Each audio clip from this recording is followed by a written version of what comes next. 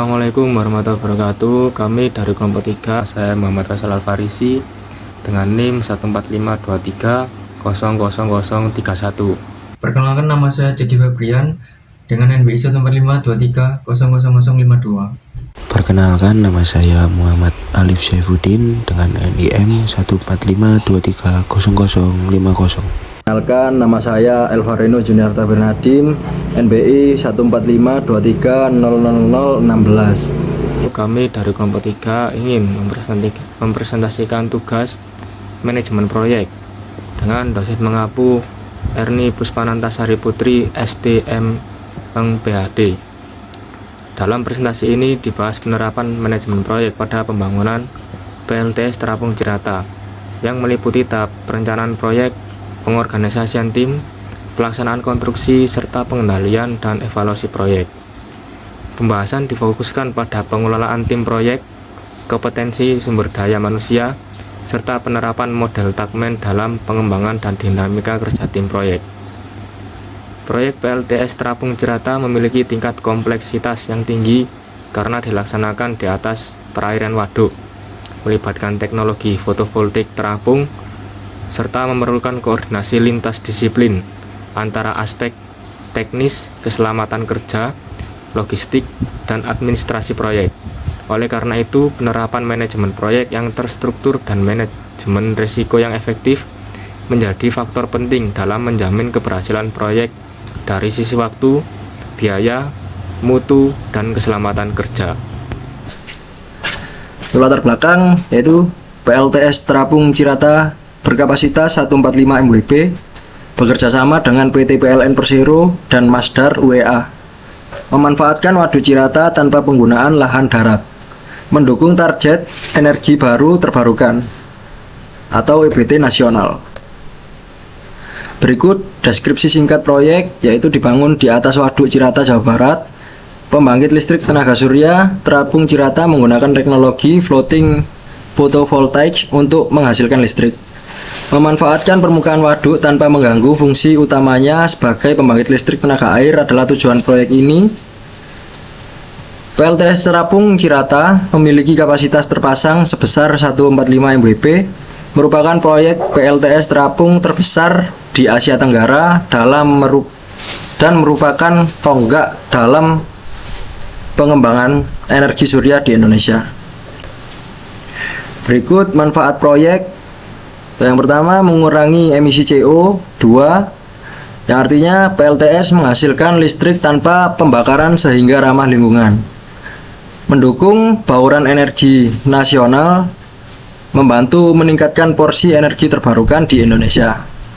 Tidak membutuhkan lahan darat, memanfaatkan waduk tanpa mengganggu lahan pemukiman atau pertanian. Yang terakhir, meningkatkan efisiensi panel surya, yaitu suhu air membantu panel bekerja lebih optimal. Baik, di sini saya akan menjelaskan tentang struktur konstruksi utama. Apa aja sih bahan-bahan yang diperlukan dalam pembangunan proyek PLTS Terapung di Cirata, yaitu yang pertama adalah modul panel surya yang berfungsi untuk mengubah energi panas matahari menjadi energi listrik. Tentu saja kita membutuhkan modul ini. Kemudian adalah struktur apung, itu nantinya modul panel surya ini akan ditaruh di atas waduk tersebut, yaitu tentunya kita membangun struktur apung. Kemudian ada sistem monitoring dan jangkar, yaitu tentunya kita harus melakukan monitoring berapa WP sih yang dihasilkan dari panel surya itu dalam sehari, dan nantinya akan didistribusikan ke rumah-rumah penduduk di sekitar situ. Kemudian ada sistem kelistrikan dan gardu induk. Tentunya nantinya kita harus memerlukan gardu induk sebagai tempat penampungan, lalu didistribusikan ke rumah-rumah penduduk di sekitar situ. Ini selanjutnya listrik yang dihasilkan dialirkan melalui sistem kelistrikan dan dikumpulkan di gardu induk sebelum disalurkan ke jaringan PLN. Setelah itu baru bisa dinikmati oleh masyarakat. Selanjutnya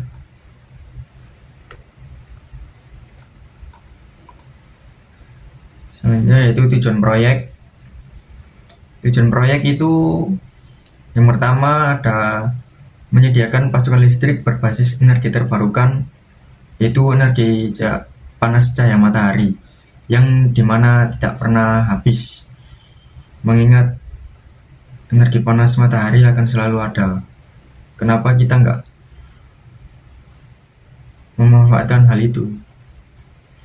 Kemudian tujuan yang kedua yaitu adalah mengurangi ketergantungan pada energi fosil.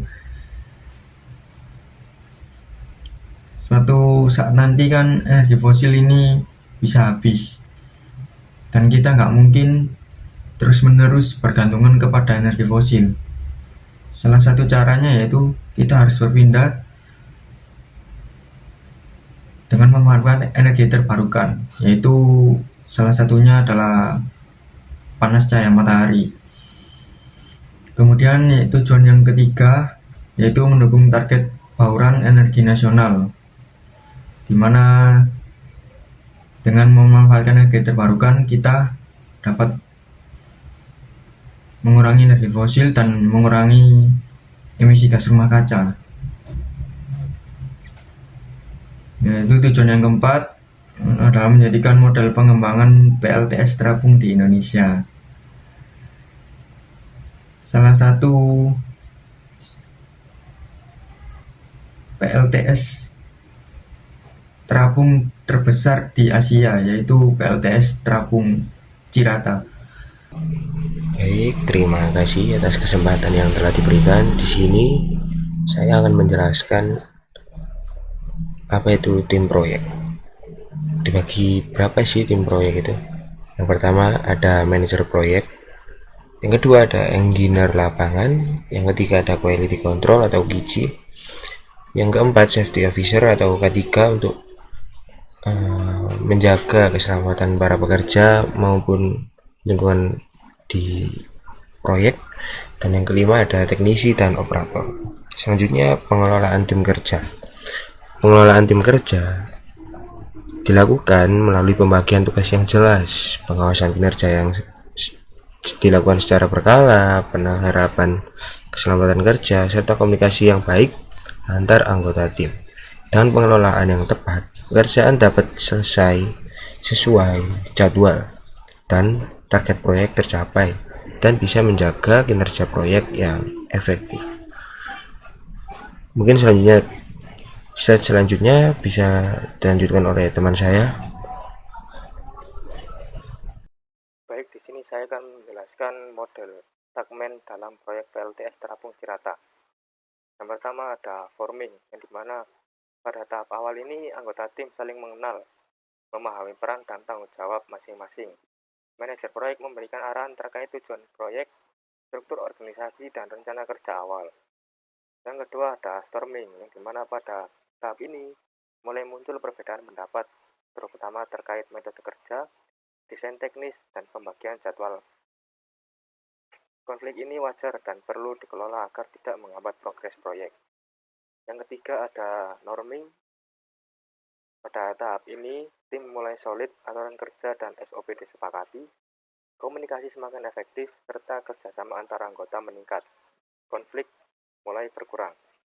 Yang terakhir ada performing, yang dimana tim sudah mulai bekerja secara optimal dan mandiri, pemasangan panel, sistem mooring, dan kelistrikan berjalan efisien dengan koordinasi yang baik, sehingga target waktu dan mutu proyek dapat tercapai. Simpulannya, PLTS Terapung Cirata merupakan proyek strategis EBT yang membutuhkan manajemen proyek dan kerja tim yang baik.